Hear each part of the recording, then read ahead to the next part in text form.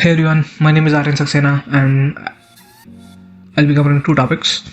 First is don't be afraid to make mistakes. And this is a very generic statement. You hear it everywhere. You must be listening to it since your childhood, but I have something special to say. Alright. So we Indians have a tendency to judge people when they don't speak in a very fluent English. It's in the back. Subconsciously we know that this person doesn't match the standard. But have you ever judged a Japanese for not speaking in the proper English, for not speaking proper English? Have you ever judged a Chinese? Have you ever judged a Mexican or citizen or speaker of any other language just because they weren't able to speak English properly? I'm sure you don't, because you have a very simple logic in your mind. They are not native English speakers, and so are we. So don't judge yourself or others because someone can't speak proper English. All right, we are living in this mindset because of the British rule. We have marked English as a status, whereas it is just a skill. It's just another language.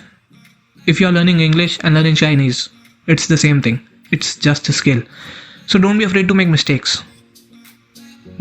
Because if you're making mistakes initially, you're not speaking proper English, your fluency is bad, your vocabulary is not good enough, it's normal. It doesn't make you a less of a person just because you're not able to speak fluent English.